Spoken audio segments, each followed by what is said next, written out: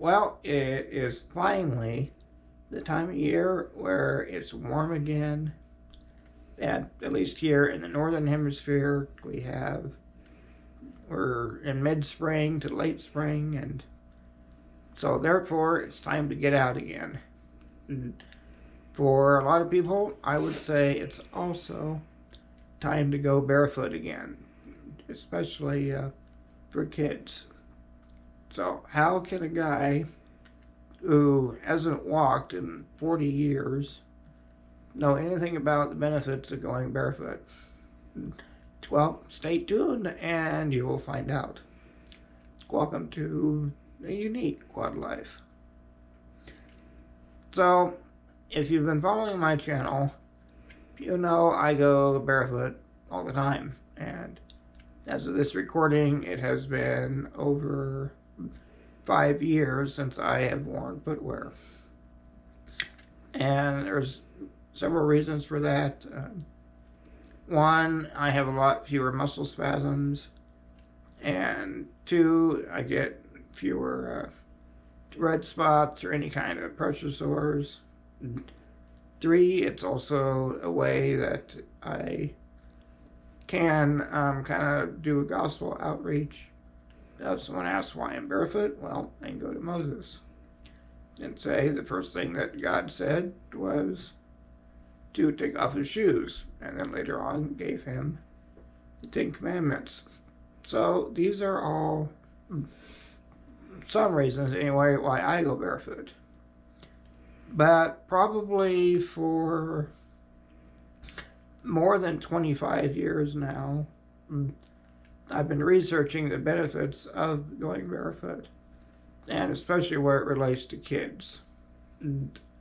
That is I guess, passion or more of an area I would like to promote. So this is why. Now, if you watch people walk, and especially how feet move, you'll see that feet are very flexible and that they were designed that they can move around and contour to the area that you are walking on, and are made to adapt and grip to anything that you encounter, and are made perfectly to help hold up someone. And when a child is born, their feet are very, very flexible. In fact, they really don't have any bones in their feet, and they have all cartilage. And if you look at a baby's foot, you'll see that the widest part of their foot is actually the toes, and that it tapers down to the heel. However, if you look at most shoes, and especially children's shoes, you'll see that really isn't the shape of the shoe, and that it's more uniform from top to bottom.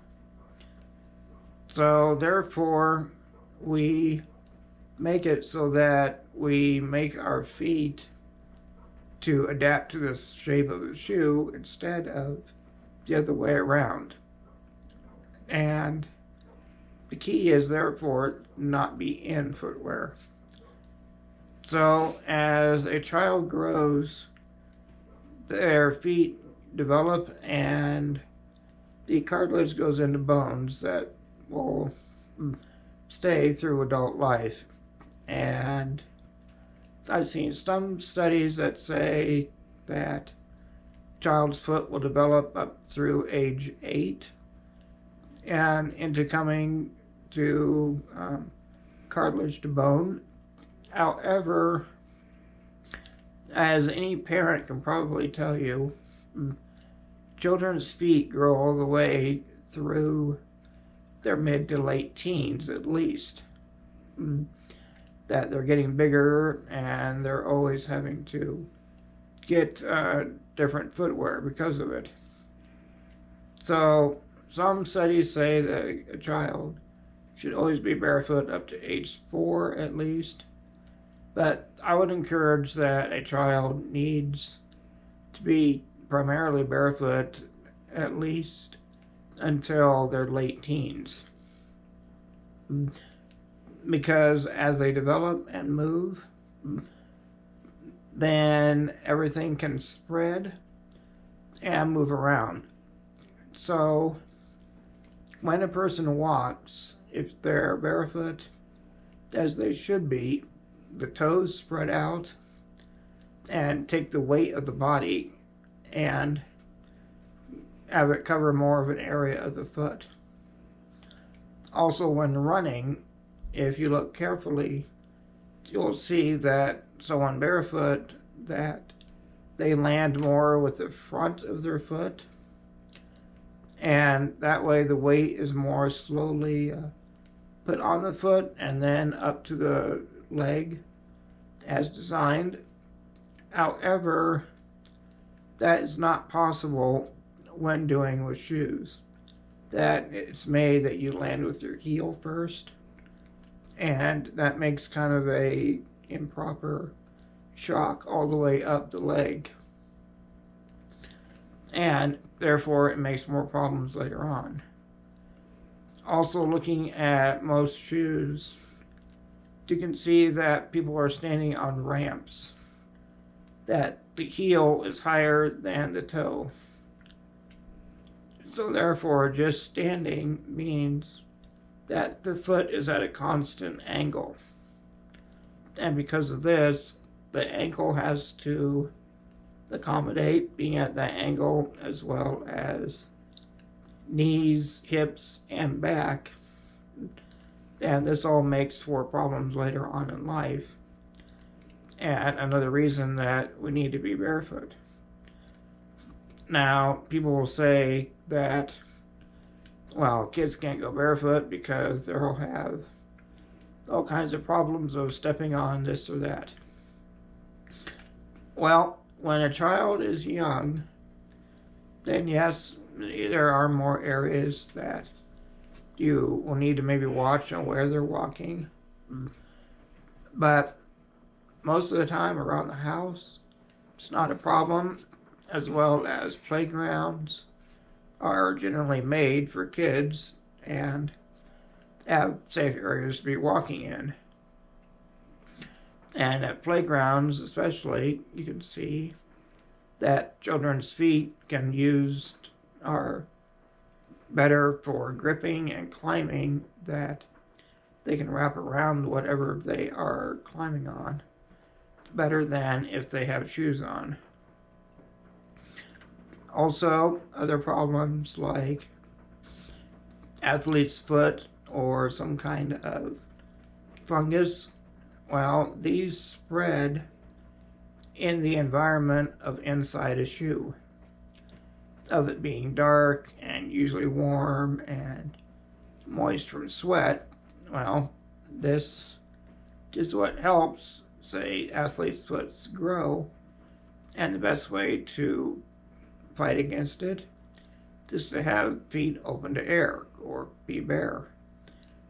And when a child is used to going barefoot, or adults, then they learn to more watch where they're going.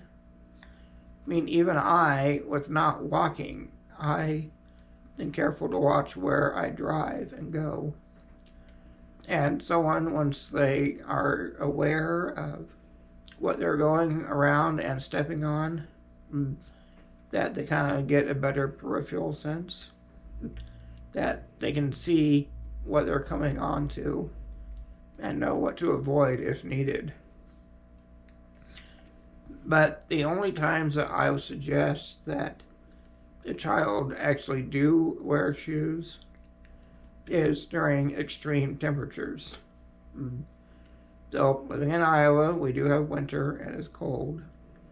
And there are times we need coats, hats, and gloves. And footwear needs to really be thought the same of as gloves.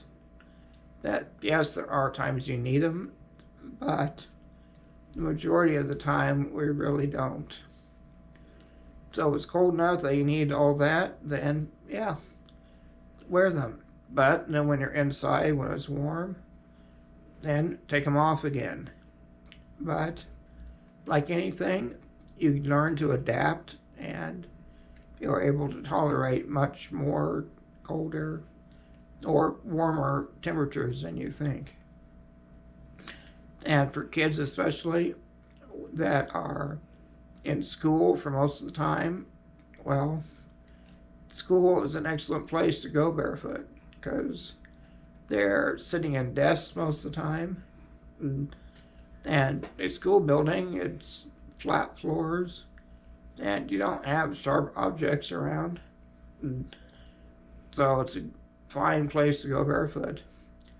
And there are also several schools around the world and countries that have barefoot students as normal.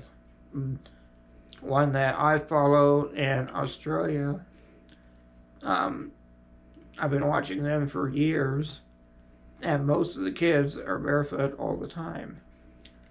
Just sitting in classrooms or doing regular activities without footwear, and part of the regular routine. They don't really talk about it much. Just like you don't talk about wearing a shirt in school. It's just normal. So there are a lot more areas I could talk about, but I will put some links in the description below for further research. But I know that a lot of people probably won't watch to this point anyway.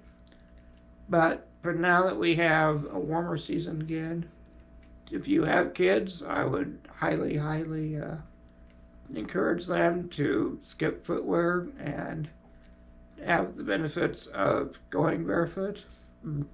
But adults as well, we don't get the growing anymore of our feet, but shoes also give us problems, and even those that aren't walking. So I would still encourage to skip footwear as much as possible and to stay barefoot. So that is all for now, and thank you for watching the Quad Life. Bye.